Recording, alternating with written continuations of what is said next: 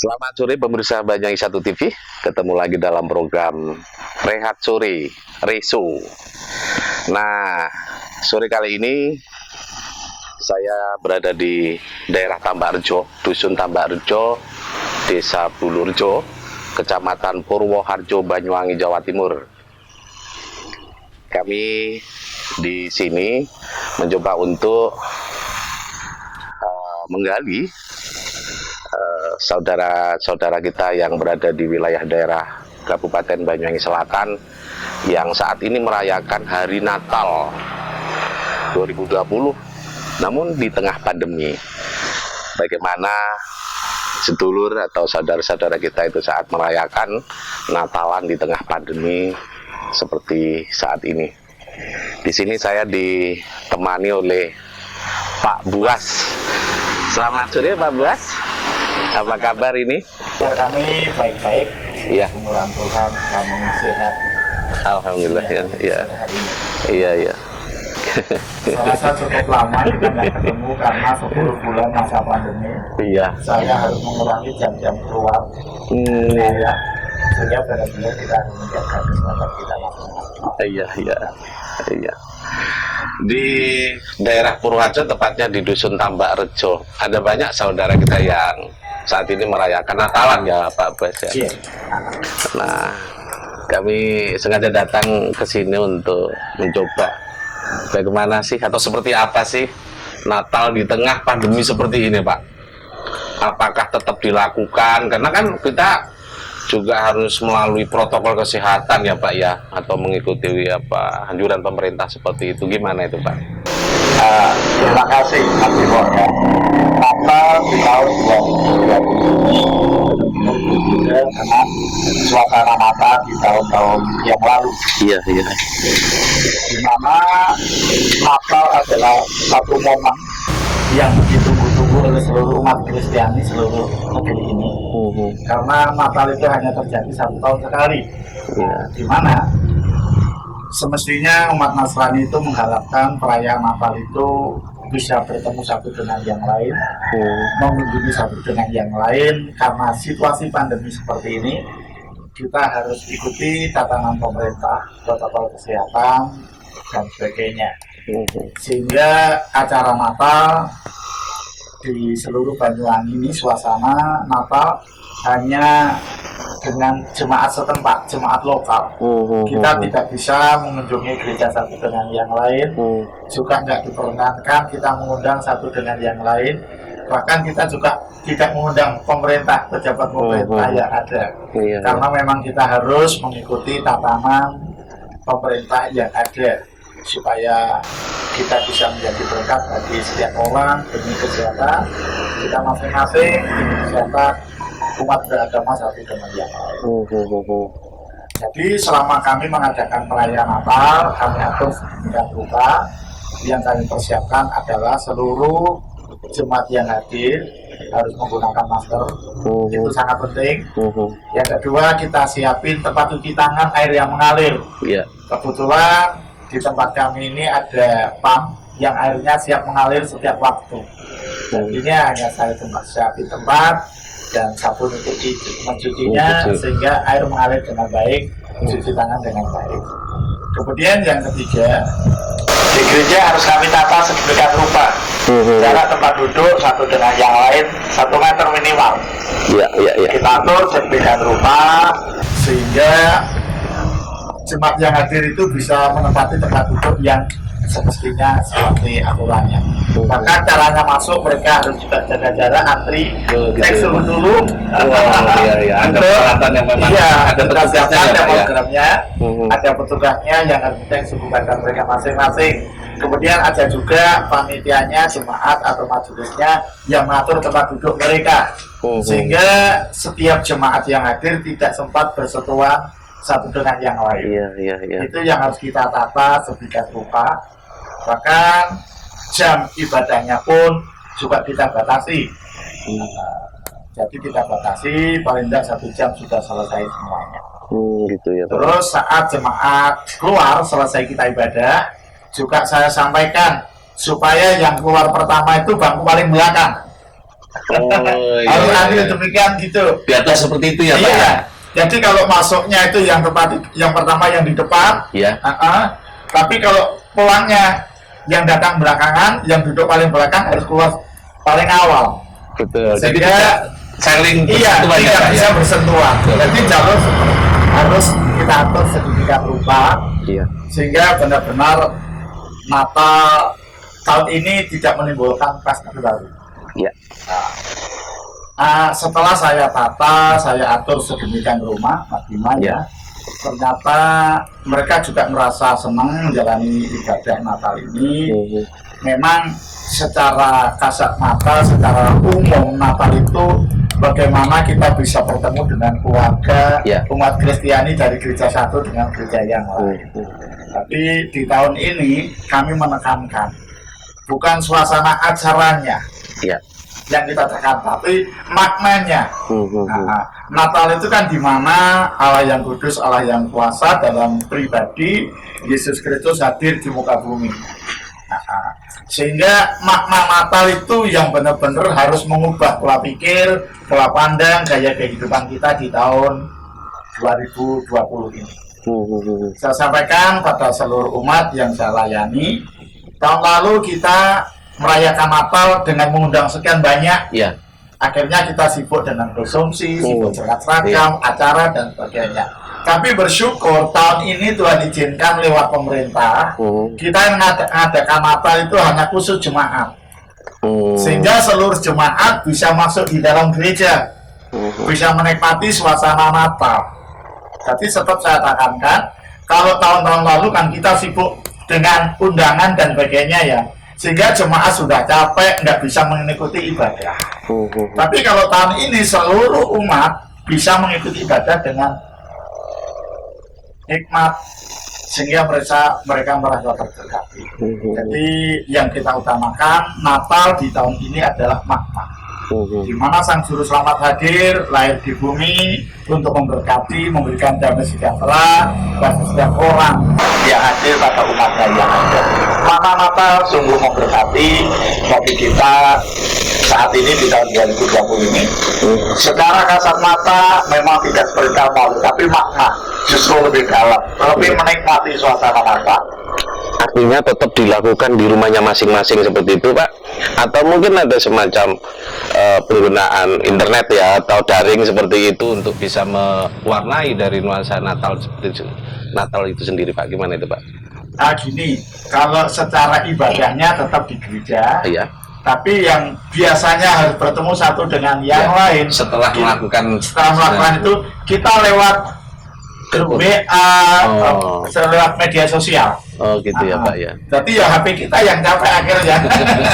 Kalau biasanya kita saat capek saling mengunjung, sekarang diganti lewat HP-nya, lewat internetnya. Semua berjalan dengan baik dan situasi tetap tidak mengurangi rasa syukur kita pada Tuhan. Iya. Itu di tengah pandemi ya, Pak. Iya. Sebetulnya kita kembali dulu, Kak ya. Nah, ini tadi sudah terwakili nuansa daripada Natalan sedulur yang ada di daerah Kabupaten Banyuwangi Selatan, utamanya di Desa Bulurjo atau Dusun Tambak Rejo. Ada sebuah upaya yang sudah dilakukan oleh sedulur di sini, Kristiani, yang sudah mengutamakan protokol kesehatan. Tadi sudah disampaikan oleh Pak Buas sebagai salah satu pendeta di sini. Sebetulnya kalau tidak ada pandemi, seperti apa sih, Pak? Sebetulnya. Jadi apakah lebih meriah atau bagaimana, Pak? Sebetulnya kalau tidak ada pandemi, bisa diceritakan, Pak, gambaran seperti apa? Kalau misalkan tidak ada pandemi, seperti bagaimana? Nah, terima kasih, Mas Timo ya. Tapi suasana Natal kalau di tahun-tahun yang lalu Ya. di luar pandemi. Iya, gimana itu, Pak? Biasanya kita itu merayakan Natal di gereja, saling mengundang gereja satu dengan yang lain. Maka yang kami undang biasanya itu sampai 15 gereja. Itu untuk lingkup di sini, Pak? Ya, untuk tetangga kanan kiri gereja Kanan kiri. ini. Wilayah Kecamatan Purworejo, juga Bangurjo yang dekatan. Jadi biasanya kuotanya kalau di tempat kami ya sampai 400-500. 400-500 orang. Ya, yang menghadiri.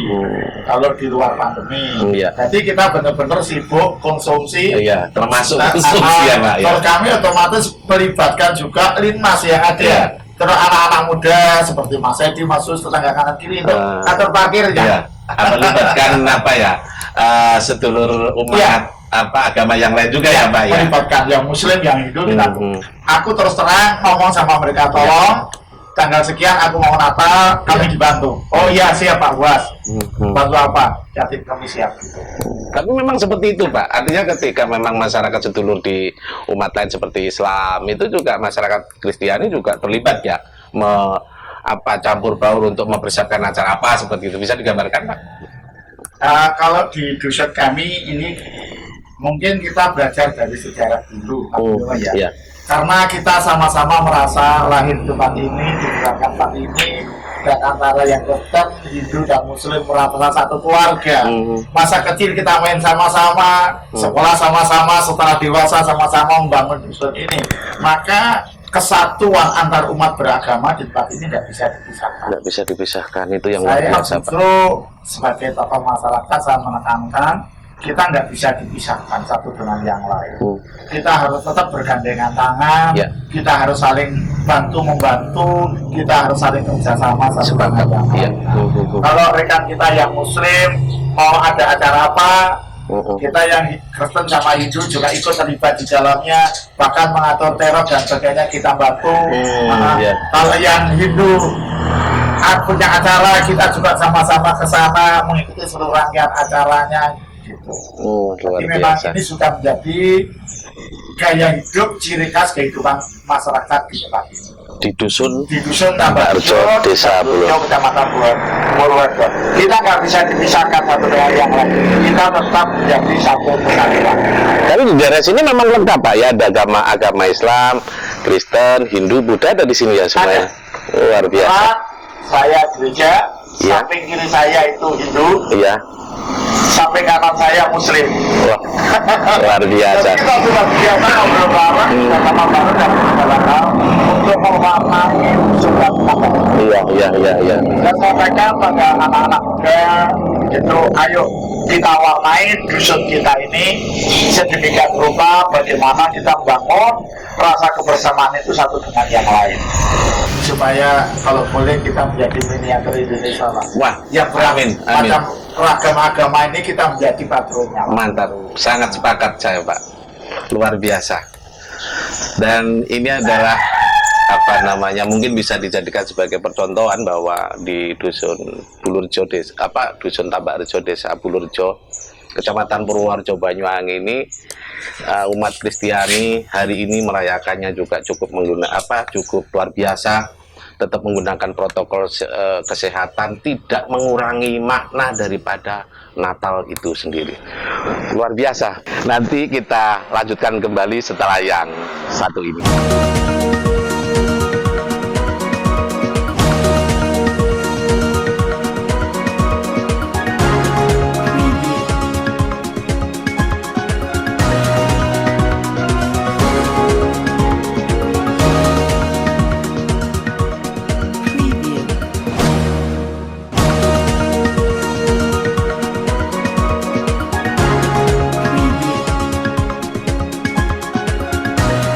Ya, pemirsa, kita masuk ke sesi kedua.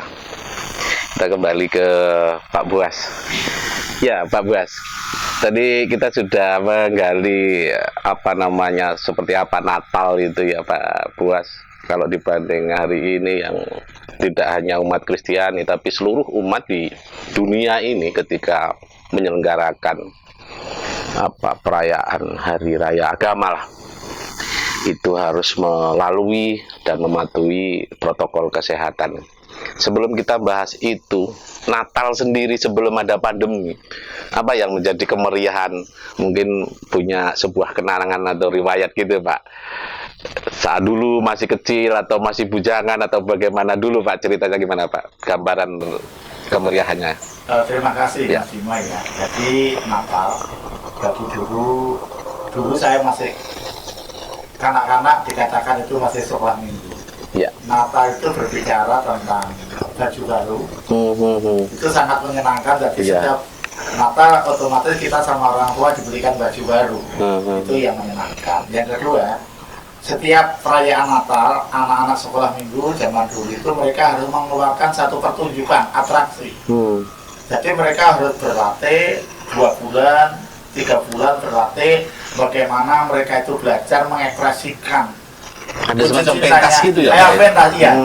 Seperti pentas seni gitu. Iya, Jadi iya, kalau iya. gitu, mereka harus benar-benar berlatih baik itu dalam bentuk drama maupun dalam bentuk nyanyian atau pujian. Jadi bagi anak-anak kecil, masa kecil dulu itu waktu yang benar-benar sangat menyenangkan. Itu berapa hari sebelum acara hari hanya atau pas Natalnya Pak? Berapa hari biasanya? Biasanya kita latihan itu bisa 2 bulan juga latihannya. Latihannya. Sampai kita latihan itu sudah otomatis, setiap stepnya itu, setiap langkahnya itu otomatis. Tidak usah nunggu komando dan bagian. Jadi betul-betul fokus ya Pak ya? Betul-betul fokus, betul-betul kita tata sedemikian rupa acara itu supaya anak-anak yang tampil itu puas, Iya.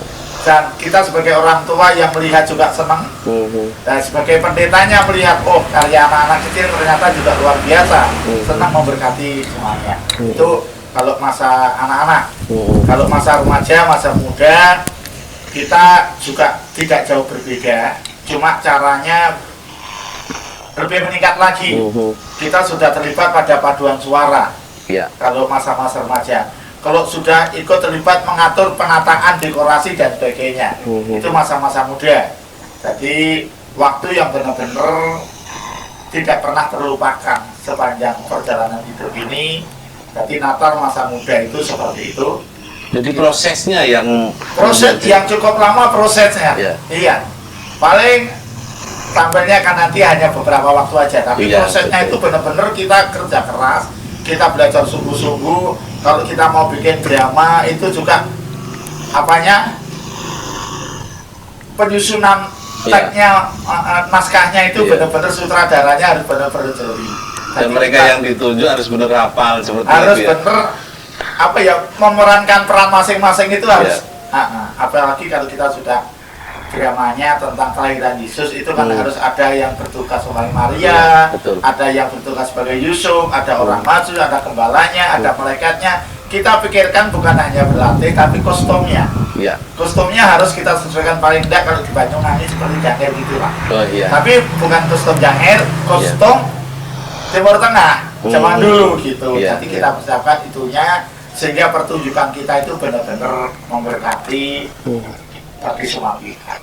Itu masa remaja, masa muda sudah masuk ke situ. Kalau masa anak-anak sekedar seperti tadi pertunjukan itu. Tapi kalau sudah masa remaja sudah ada konsep. Jadi alur ceritanya harus benar. Jadi setiap kata demi kata alur cerita itu harus disesuaikan dengan Alkitab kita. Gitu, bukan sekedar ngomong, tapi sesuaikan dengan makna Alkitab, makna Natal.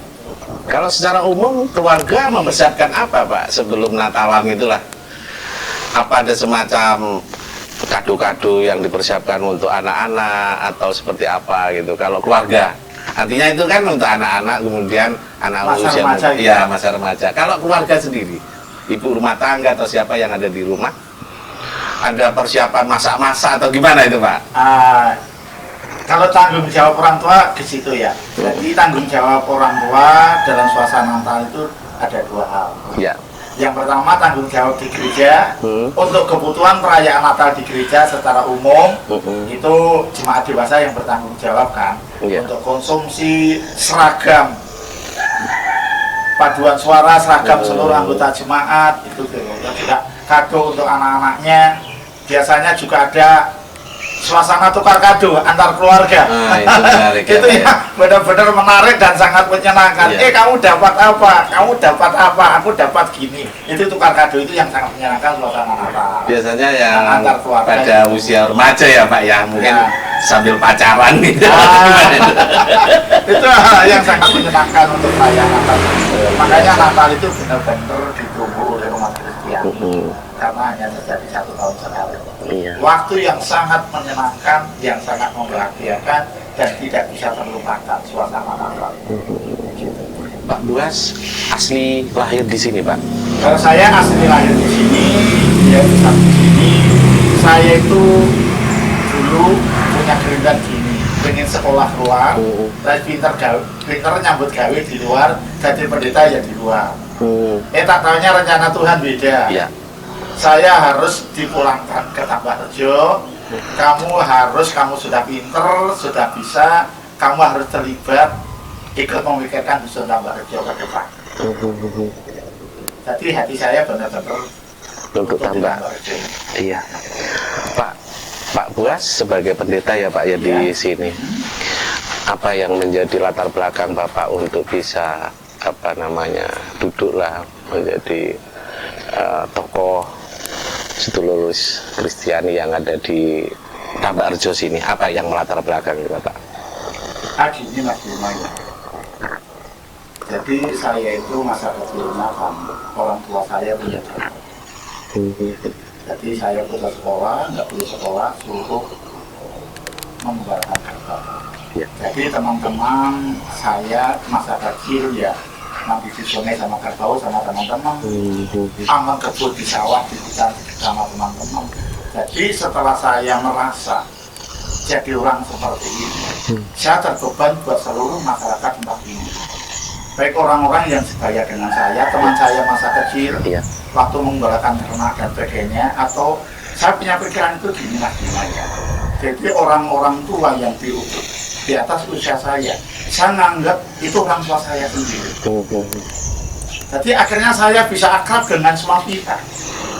Bahkan orang-orang ya katakan mungkin kalangan miskin atau di bawah ekonomi lah, saya bisa akrab sama mereka, duduk makan bersama mereka, saya itu karena saya menganggap mereka adalah keluarga saya, orang tua saya.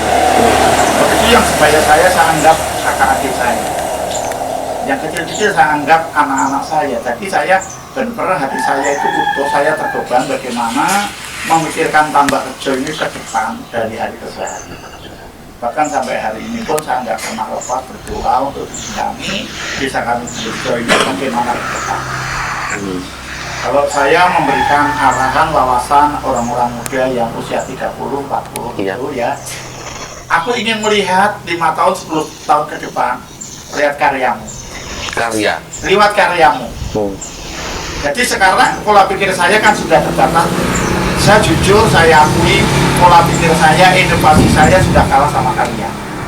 Apalagi melalui dunia internet, kalian itu cepat banget. Kami orang tua sebagai tokoh masyarakat, kami hanya memberikan fasilitas dan mendorong kalian untuk maju. Ayo kita warnai dusun kita ini, supaya dusun kita 5 tahun, 10 tahun ke depan menjadi lebih bagus daripada hari ini. Kalian katakan yang punya warna merah, kasih warna merah, yang hijau kasih warna hijau, yang kuning kasih warna kuning. Apalah kemampuan kalian, keterampilan kalian, kesanggupan kalian untuk membangun, mewarnai dusun Tambakrejo ini. Itu saya sampaikan sama anak-anak, dimana saja saya ketemu sama mereka. Bahkan anak-anak yang rambutnya gondrong kucilan, saya berarti saya rangkul, saya akrab dengan mereka. Saya senang ketemu dengan mereka, ngobrol sama mereka. Jadi di hati saya seperti itu Pak Bima. Iya, sebagai tugas tanggung jawab ya Pak ya. Saya merasa tanggung jawab atas dusun ini. Ya, luar biasa. Pak, ada nggak ya sebuah kenangan atau sebuah riwayat yang membuat Bapak mungkin, aduh, menjadi seorang tokoh pendeta ini berat, atau bagaimana? Pernah nggak ada sebuah pemikiran atau mungkin sebuah pengalaman seperti itu Pak, sehingga Bapak terus kemudian kepingin berat ini, kayaknya saya nggak mampu menjadi pendeta, misalkan seperti itu? Ada nggak dulu pemikiran seperti itu dulu Pak? Ya, kalau berpikir ke situ gini Pak Bima ya, saya itu punya latar belakang orang tua di kantor. Jadi saya nggak pernah ngomong, nggak pernah full sama orang tua. Jadi awalnya saya jadi pendeta di sini juga susah ngomong, karena dulu apa kata orang tua semuanya. Sebenarnya di dalam hati saya, di benak saya, pemikiran saya banyak yang belum dapat saya keluarkan. Dulu masa kecilnya kan nggak bisa keluar. Tapi tatkala saya dewasa jadi pendeta di sini, saya mencoba mengeluarkan satu persatu ide pendapat yang ada di hati saya untuk membangun masyarakat ini. Ya tantangannya ya orang tua dulu seperti saya jadi pendeta awal di sini. Saya usia 30, ada para majelis gereja yang usianya sudah 50, 60 itu sudah kuat banget. Iya. Susah saya untuk mendapat kepercayaan dari mereka. Jadi saya harus masuk satu persatu sedikit demi sedikit. Bagaimana saya bisa merubah pola pikir mereka, bagaimana supaya saya bisa diterima oleh mereka, supaya ide-ide saya bisa diterima mereka, itu saya benar-benar perjuangan. Kurang lebih 5 tahun saya berjuang seperti itu, mengawali pelayanan, melayani jadi pemimpin gereja tadi.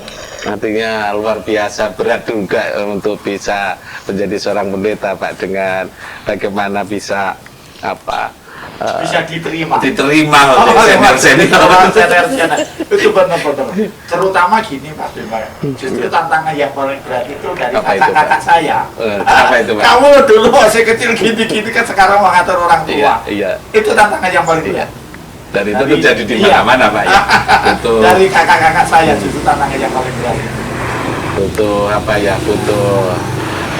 harus Butuh kerendahan hati. Betul, kerendahan hati. Butuh kerendahan hati, yang penting kita tetap berjalan dengan kebenaran, Iya. aturan yang benar, sampai kita itu bisa membuktikan Iya. bahwa apa yang kita pikirkan, apa yang kita kerjakan, apa yang kita perbuat itu benar-benar benar dan memberkati orang banyak. Itu butuh proses memang ya. Iya. Terutama dari kakak-kakak saya, dari para senior gereja. Iya. Jadi mereka butuh bukti, butuh fakta. Saya sampai keuangan pun seberapa pun nilainya saya laporkan. Tentang semuanya, sehingga suatu saat mereka semua bisa terima. Kakak-kakak saya bisa terima. Kadang-kadang kalau ada sesuatu itu, ada bangun apa, ngurus apa, kakak saya ini ada uang. Kalau kerjakan, akhirnya menerima cukup. Ada kemampuan kapasitas. Sudah berapa lama, Pak, Bapak Bas ini menjadi pendeta di Dusun Saya Tambarjo, Pak? ada di sini, jadi pemimpin gereja sudah 30 tahun. Luar biasa lama ya, Pak, ya. Cukup banyak pengalaman dan hal yang Awal-awalnya plus minus lah. di situ. Iya. Mudah-mudahan tetap menjadi berkepentingan buat semuanya ya, Pak. Pak, bicara Natal, seringkali sebelum ada pandemi, kita bicara sebelum ada pandemi, tidak hanya kepada umat Kristiani ya, Pak, ketika ngomong besok Natalan, apa sih sebetulnya yang menurut Bapak yang menjadi magnet atau roh daripada Natalan itu sendiri? Kadang-kadang tadi sudah disampaikan sama Pak Buas, kadang-kadang dapat kado, terus ketemu saudara-saudara, kemeriahan Natalan itu seperti apa, Pak? Kalau berbicara tentang kemeriahan, yang pertama tentang dekorasi gereja, Ya. di mana kita merayakan hal itu yang harus kita pikir. Kalau dulu saya bikin pohon Natal itu dari tumbuhan Pak Jan. Kan biasanya dias gitu ya. Kalau Iya, Natalan jadi ini kan dulu seperti saya itu. cari pohon cemara yang kecil itu saya rangkai gitu sama anak-anak gitu awalnya. Iya. Terus kita hiasi pakai hiasan, ornamen apa gitu Iya. untuk bagus. Awalnya gitu, lama-lama kita sudah tidak lagi menggunakan itu, akhirnya kita pakai seperti kawat kecil atau semar itu, kita tarik, kita atur sedemikian rupa, kita hiasi dengan lampu-lampu hias sedemikian rupa. Jadi kalau masalah kemeriahan itu berbicara tentang dekorasi lampu-lampu, bagaimana suasana gereja itu kita dekorasi sedemikian rupa supaya sangat menarik, sehingga orang yang cukup lama nggak datang di gereja kadang-kadang pengen orang Natalan gitu. Suasana Natal itu benar-benar sangat menyenangkan, waktu yang sangat ditunggu. Iya. Nah, saat di gereja itu apa yang dilakukan? Apakah seperti yang dilakukan oleh umat Islam itu, terus kemudian saling mohon maaf lahir batin atau seperti itu, atau gimana, Pak? Kalau suasana Natal gini Pak, jadi suasana acaranya itu ya kita pujian, doa, dan melanjutkan doa. di mana nasihat firman Tuhan itu berbicara tentang kelahiran Yesus Kristus yang juru selamat yang dapat mengampuni segala dosa umat manusia. Ya. Jadi kita nggak usah khawatir lagi apa yang sudah kita berbuat beberapa waktu yang lalu. Kita mempercayai bahwa Yesus Kristus itu mau mengampuni semua dosa kita, pelanggaran kita. Sehingga tatkala dosa kita diampuni, bagaimanapun juga dosa itu kok menjadi beban. Sehingga kita lepas dari itu, sehingga ada sukacita, ada rasa logo kata orang Jawa, Iya. ada rasa bahagia. Itu sebenarnya itu ya makna Natal. Jadi tatkala Sang Juru Selamat lahir di hati kita, di hidup kita, kita dibebaskan dari semua persoalan di bumi ini. Sehingga hidup kita bahagia. Tatkala hidup kita bahagia, akhirnya kita beri salam satu dan yang lain. Selamat Natal, Tuhan memberkatimu. Selamat Natal, Tuhan memberkatimu. Kita sama-sama senang bahagia. Gitu. Kalau Muslim kan biasanya, yaitu saling mengampuni itu. Itu pun juga sama. Sama. Gitu. Oke. Nah, pemirsa Banyak Satu TV ada banyak hal yang mesti kita harus gali kembali bersama Pak Buas. Nanti mungkin kami akan coba menanyakan. Nah, itu kemeriahan saat proses pada sebuah hari raya Natal bagi umat Kristiani pada saat sebelum pandemi. Kita rehat dulu setelah yang satu ini.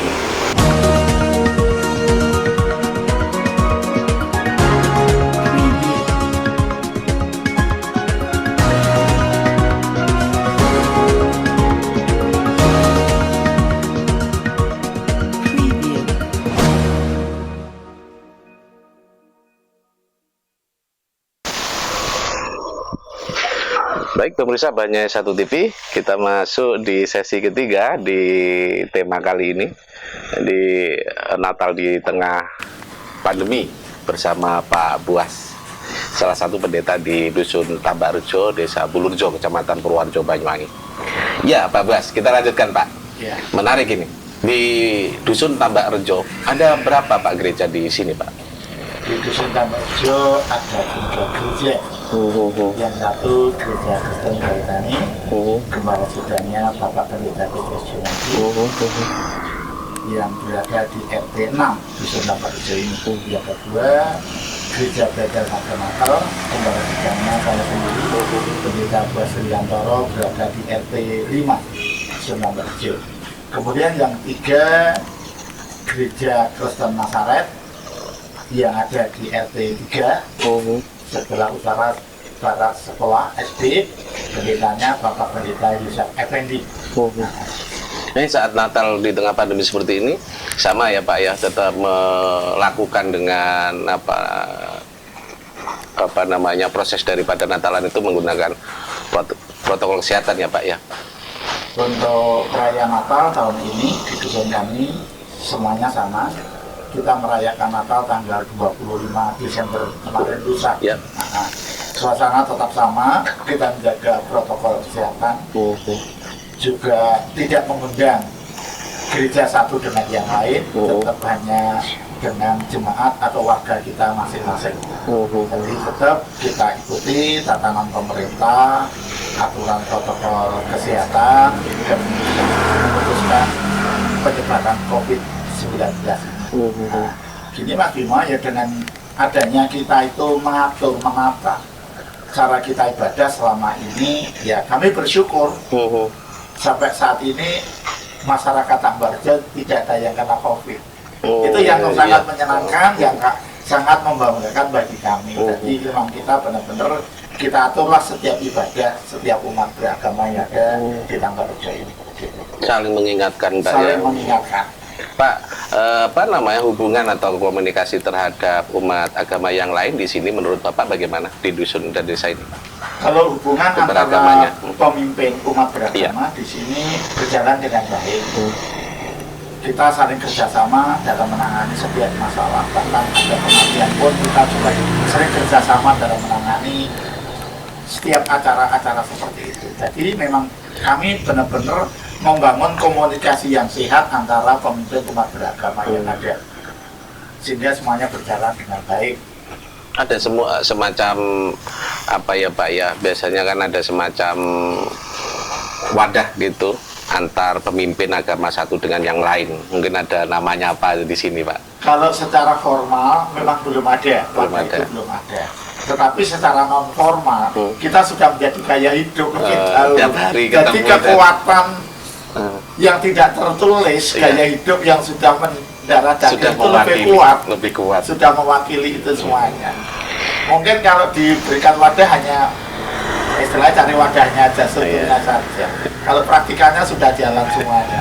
Atau mungkin karena saking akrabnya dan satu sama lain itu sering ketemu, sering tahu terhadap masing-masing keluarganya. Mungkin cukup diwakili di perempatan warung kopi dan cukup ya. Kalau misalnya ada persoalan-persoalan. Karena memang ada hubungan chemistry-nya yang luar biasa, lahir batinnya yang luar biasa. Mungkin itu ya Pak. Iya. Jadi saya terbiasa kalau ada orang ngobrol-ngobrol di mana. Iya. Akhirnya saya mendekatkan diri dari salah satu dari mereka. Ayo kita ngobrol. Iya. Agamamu kurang ini loh. Iya. Saya memberikan masukan dan Iya. sebagainya buat mereka. Mereka juga saling memberi masukan buat kita sama-sama. Jadi memang yang non formal itu sudah menyatu menjadi gaya hidup. Tidak Gak- melihat iya. agamanya apa, tetapi Iya. secara kemanusiaan itu yang Sudah. mungkin dibangun sejak awal seperti Sejak itu. awal. Ya. Baik Pak, kembali ke Natal di tahun ini. Apa yang sudah dilakukan dan apa yang diharapkan ketika Natal ini digelar di tengah pandemi, Pak? Gini Mas Bima ya, Natal di tengah pandemi ini justru kami mengajak seluruh umat Kristiani dimanapun mereka berada merayakan Natal dengan sistem apapun juga. Saya mengajak mereka semuanya, ini justru Natal yang terbaik bagi kita. Karena kita tidak disibukkan dengan segala macam urusan, tapi suasana ibadah Natal, perayaan Natal benar-benar kita bisa mengenal. Kita lebih mendekatkan diri kepada Sang Juru Selamat Tuhan Yesus Kristus. Jadi memang saya mengajarkan pada jemaat justru kita bersyukur loh Natal tahun ini masa pandemi, sehingga kita bisa mengerti paham makna Natal yang sebenarnya, bukan hanya yang sekedar kasat mata, bukan sekedar kemeriahan, tapi dari hati ke hati kita berjumpa dengan kuasa Allah yang Maha Kudus itu yang lahir di bumi ini dalam pribadi Tuhan Yesus. Jadi lebih mengenal pada maknanya. Jadi Natal di masa pandemi itu lebih menekankan pada makna Natal daripada acara. Tidak mengurangi daripada esensi Natal itu sendiri. Sama sekali tidak mengurangi esensinya, justru bertambah. Justru bersyukur tadi Iya, itu yang katanya Pak saya- Mas ya. Cuma gini Mas Bima ya, Iya. karena kita bisa mengadakan Natal di masa pandemi ini, esensinya kita lebih mengenal. Jadi ada satu tanggung jawab yang besar bagi kami sebagai umat Kristiani. Apa tanggung jawab kita yang besar? Yaitu tanggung jawab melalui peristiwa Natal tahun ini kita harus mengalami perubahan. Ya. Namanya perubahan itu pola pikir, perasaan dan tindakan kita dari hari ke hari, dari waktu ke waktu. Kalau sudah kita merayakan Natal, jangan hanya berhenti selesai merayakan Natal, tapi kita masih punya tanggung jawab. Tanggung jawab apa? Damai sejahtera Natal yang kita nikmati itu harus kita bagi pada masyarakat. Kita tahu saat ini masyarakat sekeliling kita sedang punya banyak masalah. Masalahnya sama, kasus COVID-19 yang mengganggu ekonomi, kesehatan, dan sebagainya. Nah kita sebagai umat Kristiani punya tanggung jawab ini. Bagaimana kita sosialisasi sama teman-teman, gaya kehidupan yang sudah diperbarui, pola pikir, pola pandang yang sudah berubah. Ini harus kita sampaikan. Dunia benar-benar membutuhkan pertolongan Tuhan saat ini. Sehingga ayolah kita umat Kristiani yang ada ini, ayo bagaimana kita menghidupi makna Natal itu di tengah-tengah masyarakat dimanapun kita berada, supaya hidup kita benar-benar menjadi berkat, punya dampak yang positif di masa pandemi ini. Bahkan kalau bisa kita menjadi teladan hidup di masa pandemi ini, sehingga kehidupan kita itu bisa menjadi berkat bagi masyarakat yang lain. Baik, terima kasih Pak Buas atas waktunya. Mudah-mudahan apa yang sudah dilakukan bagi siapapun yang sudah merayakan Natal menjadi sebuah kelancaran dan berkah bagi semuanya. Itu tadi bincang kami kepada Pak Buas. Terima kasih Pak Buas. Waktunya mungkin ada yang sudah disampaikan lagi. Yang terakhir, Ya. ini Mas Bima ya. Kami selaku pendeta di Dusun Tomberjo, Desa Blurjo, Kecamatan Purworejo, kepada teman-teman, sahabat, Bapak Ibu dimanapun mereka berada, seluruh umat Kristiani izinkan kami mengucapkan selamat Natal tahun 2020 dan selamat menyongsong tahun baru 2021. Mari kita saling bergandengan tangan, mari ini saatnya kita menjadi berkat, berdoa untuk kota kita tercinta Banyuwangi, berdoa untuk lingkungan masyarakat di mana kita hidup, supaya selesai acara Natal di tahun ini, hidup kita benar-benar dapat punya dampak yang positif, menjadi berkat bagi banyak orang, bagi masyarakat yang ada di sekeliling kita. Terima kasih, selamat sore, Tuhan memberkati kita sama-sama sore hari ini. Amin. Terima kasih. Amin. Terima kasih Pak Buas. Dan pemirsa Banyuwangi 1 TV, itulah tadi bincang kami bersama Pak Buas, salah satu pendeta di daerah Dusun Tandak Rejo, Desa Bulurejo, Kecamatan Purwoharjo, Banyuwangi.